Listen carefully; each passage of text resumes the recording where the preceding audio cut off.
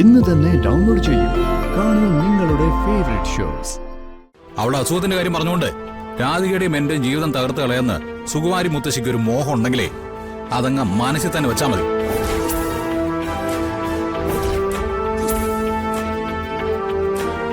മനസ്സിലായോ നിങ്ങക്ക്?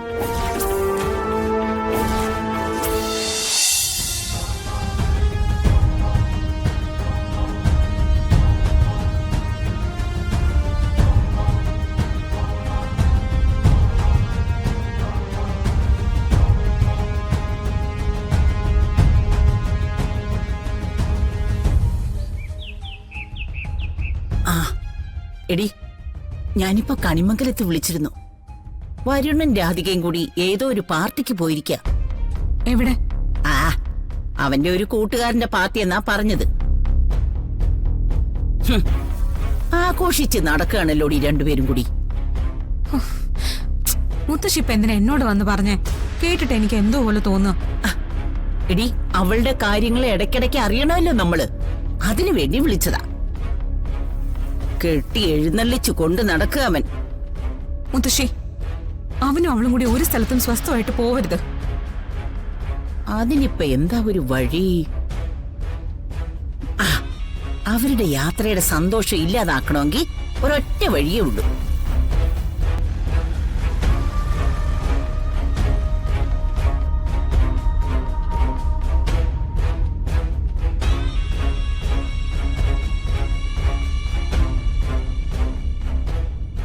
അതെ മിസ്സസ് രാധിക, ഇനി ഇതുപോലെ മിക്കവാറും ദിവസങ്ങളില് നമുക്ക് ചില പാർട്ടീസ് ഒക്കെ ഉണ്ടാവും കേട്ടല്ലോ. ഇതൊക്കെ ശീലാക്കാൻ തീരുമാനിച്ചിരിക്കുകയാണോ? എടോ, ഉള്ള സത്യം പറയാലോ, എന്റെ ഫ്രണ്ട്സ് പലരും അവരുടെ വീട്ടിലേക്ക് വിളിക്കാറുണ്ട്. ഞാൻ പിന്നെ കണിമംഗലത്തെ പ്രശ്നങ്ങളൊക്കെ വിചാരിച്ചിട്ട് വേണ്ടാന്ന് പറയുന്നതാ. പക്ഷേ ഞാൻ ഇപ്പൊ ഒരു കാര്യം തീരുമാനിച്ചു. നമ്മളെന്തിനാ നമ്മുടെ ജീവിതം ആഘോഷിക്കാതിരിക്കുന്നേ? മാത്രമല്ല, അവിടുന്ന് പുറത്തിറങ്ങുമ്പോ തന്റെ മുഖത്ത് നല്ലൊരു വെട്ടമുണ്ട്. അപ്പോ എനിക്ക് കണിമംഗലത്ത് നിൽക്കുന്ന ഇഷ്ടമല്ലെന്ന് പറയാ? അതൊന്നും അല്ലടോ, ഓരോ സന്തോഷത്തിനും ഓരോ അർത്ഥമാണല്ലോ. എന്തൊക്കെ പറഞ്ഞു കഴിഞ്ഞാലും കണിമംഗലത്ത് നമുക്കൊരു പ്രൈവസി ഇല്ല. മുത്തശ്ശി, അച്ഛൻ, അമ്മ അതൊക്കെ ഓക്കെ. പക്ഷേ ചില മാരക വിഷയങ്ങളുണ്ടല്ലോ, അതൊന്നും തന്റെ മനസ്സിൽ തട്ടുന്നില്ല എന്ന് പറഞ്ഞാലും അതൊക്കെ എനിക്ക് കാണാൻ പറ്റുന്നുണ്ട്. ഓക്കെ, നടന്നോട്ടെ. എന്തായാലും ഇപ്പൊ ഈ യാത്രയ്ക്ക് ആരുടെ ഭാഗത്തുനിന്നും ഒരു തടസ്സവും ഇല്ല.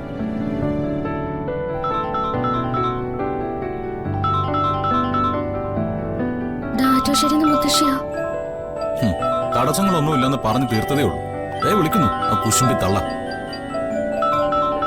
എന്തെല്ലാം അത്യാവശ്യത്തിനായിരിക്കും, ഇല്ലെങ്കിൽ മുത്തശ്ശി വിളിക്കില്ല. എടുക്കണ്ടോ, എടുത്ത് വെറുതെ മൂഡ് ഓഫ് ആക്കണ്ട. എന്തെങ്കിലും അത്യാവശ്യമായിരിക്കുന്നേ.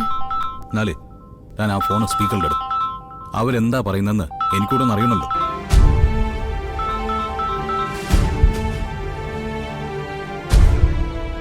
ഹലോ മുത്തശ്ശി. മോളെ, നീ അത്യാവശ്യമായിട്ട് ആറ്റുവാശ്ശേരിയിലേക്കൊന്ന് വരണം. ഇവിടെ പ്രിയങ്കമോള് വല്ലാത്ത ബഹളമാ. നിന്നെ കാണണമെന്ന് പറഞ്ഞു ഒച്ച വെച്ചോണ്ടിരിക്കയോ. ഞാൻ എത്ര സമാധാനിപ്പിക്കാൻ നോക്കിയിട്ടും പറ്റുന്നില്ല. മുത്തശ്ശി, ഞാൻ വരുണിന്റെ കൂടെ ഒരു സ്ഥലം വരെ പോയിക്കൊണ്ടിരിക്ക. അതൊന്നും എനിക്ക് കേക്കണ്ട. സുഖമില്ലാത്ത കുട്ടിയാ. കരഞ്ഞും ബഹളം വെച്ചു അതിനെന്തെങ്കിലും പറ്റിപ്പോയാ ഓർത്തിട്ട് മനുഷ്യന്റെ ചങ്ക് കത്തുക.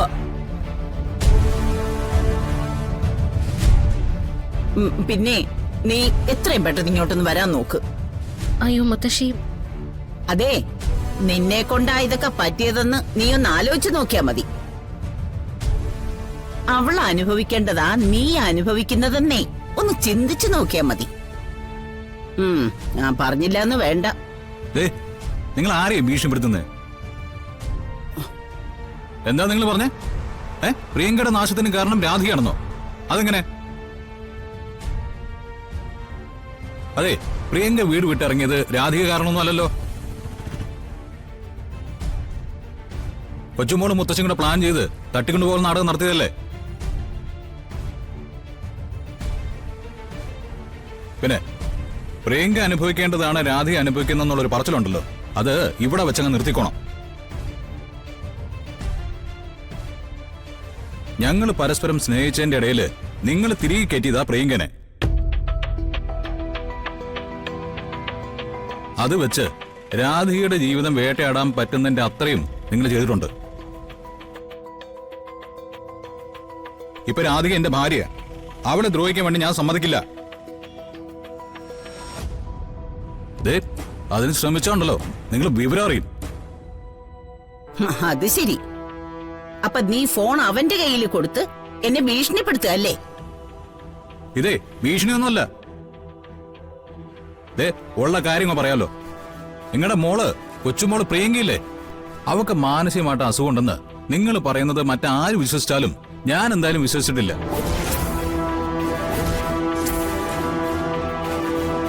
അവളുടെ അസുഖത്തിന്റെ കാര്യം പറഞ്ഞുകൊണ്ട് രാധികയുടെയും എന്റെയും ജീവിതം തകർത്ത് കളയെന്ന് സുകുമാരി മുത്തശ്ശിക്ക് ഒരു മോഹം ഉണ്ടെങ്കിലേ അതങ്ങ് മനസ്സിൽ തന്നെ വെച്ചാൽ മതി.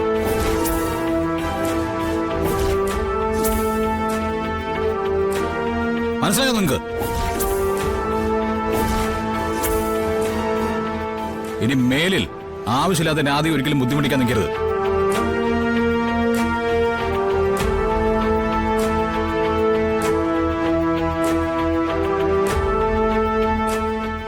നമ്മളൊരു യാത്ര പോകുന്നതിനിടയിൽ കൃത്യമായിട്ട് എങ്ങനെയാ പ്രിയങ്കയ്ക്ക് ഈ അസുഖം വരുന്നത്?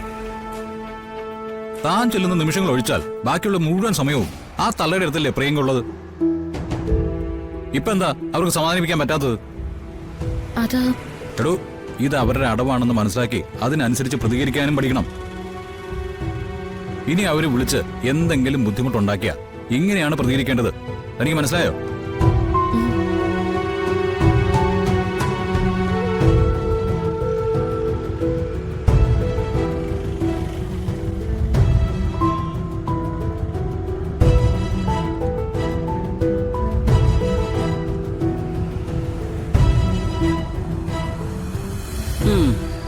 നീ കേട്ടില്ലേടി മോളെ, അവൾക്ക് വേണ്ടി അവൻ അംഗം വെട്ടുന്നത്. കേട്ടു മുത്തശ്ശി. ഇത് എത്ര കാലം ഉണ്ടാവും നമുക്കൊന്ന് അറിയണമല്ലോ. അവനും അവളിങ്ങനെ ഒന്നിച്ച് നടക്കുകയാണെങ്കിലേ പിന്നെ എനിക്ക് നിനക്ക് ഉറക്കം കിട്ടില്ല. അതുകൊണ്ട് എത്രയും പെട്ടെന്ന് ഇത് തല്ലി തകർക്കണം. പറ്റുമെങ്കിൽ ഇല്ലാണ്ടാക്കണം അവളെ.